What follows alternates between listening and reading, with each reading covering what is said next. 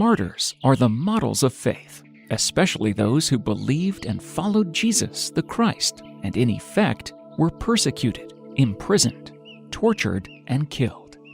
Martyrs did not renounce their faith and remained true to their beliefs, even if the consequence meant death. This is what St. Pedro Calungsod demonstrated in his short yet valiant life.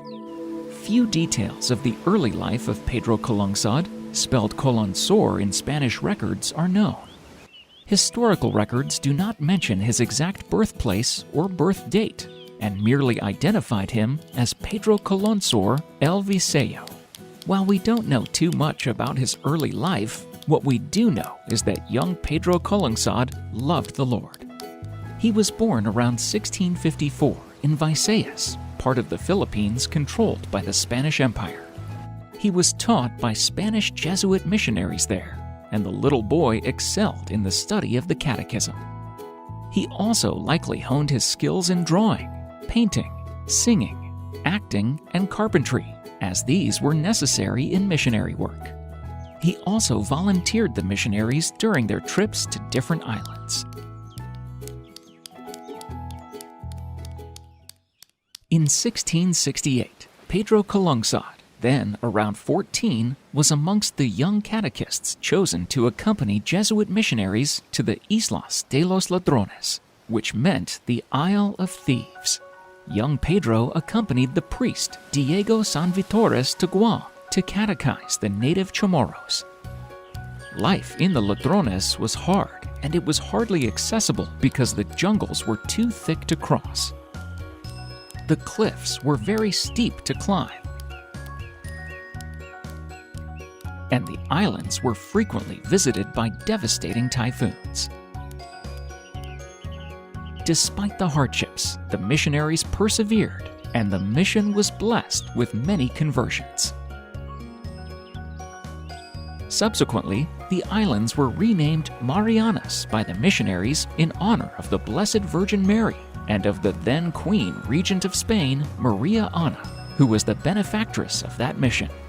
The missionaries were sustained in their mission by their daily celebration of the Eucharist, frequent confession, and great devotion to the Blessed Virgin Mary.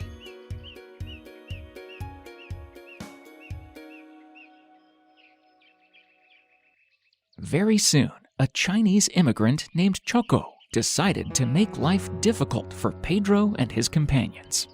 He was envious of the missionaries gaining reputation among the natives. Choco immediately teamed up with Makanhas, who were the local sorcerers. Their business, too, were affected by the arrival of missionaries. There was a viral disease taking lives of children spreading quickly in the island. Choco and his team started spreading rumors that the water used for baptism by the missionaries was poisonous, and this was the reason for the children dying. The natives, grieving the death of their kids, were quick to believe this. An angry mob rose up against the holy missionaries, and their persecution ensued. The worst of it occurred on April 2nd, 1672, when Pedro and a priest companion arrived at Guam that morning. There, they learned that the wife of the village's chief, Matapang, had given birth to a daughter. Father Diego and other missionaries immediately went to their house and offered to baptize their daughter. Matapang was a Christian and a friend of the missionaries, but he had changed his stand when he heard the rumors that Choco and his gang were spreading. He angrily refused to have his baby christened. To give Matapang some time to cool down, Padre Diego and Pedro gathered the children and some adults of the village at the nearby shore and started chanting with them the truths of the Catholic faith. They invited Matapang to join them.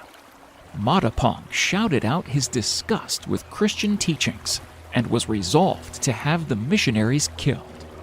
Determined to kill the missionaries, Matapang went away and tried to enlist another villager, a pagan named Hirao.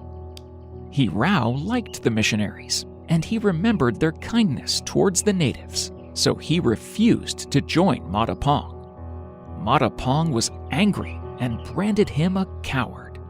Hirao reluctantly agreed, as he couldn't disobey his chief. In the meantime, Padre Diego and Pedro approached their hut and talked to Matapong's wife. His wife, who was a Christian too, was very happy to offer her daughter to be baptized. When Matapong learned of his daughter's baptism, he became even more furious. He ran towards the missionaries and hurled spears at Pedro. With the agility of his youth, Pedro dodged the spears easily. He didn't want to leave the missionaries behind, so he stood there, facing the spears and covering the missionaries as best as he could. Many believed if Pedro only had weapons, he could have defeated Matapong. But Padre Diego never allowed the missionaries to carry them. Eventually, a spear pierced Pedro's chest, and he collapsed to the ground. Padre Diego could not do anything but give Pedro the final sacrament before he died. After that, Padre Diego was also killed. Matapong and Hirao dragged the bodies of the martyrs to the edge of the shore. They tied large stones to their feet, brought them onto a craft to sea, and threw them into the deep. Those remains of the martyrs were never to be found again. Having proven that Pedro Calungsod was martyred for the love of God, he was beatified by Pope John Paul II on March 5, 2000 in Rome. He was canonized a saint by Pope Benedict XVI on October 21, 2012 in Rome.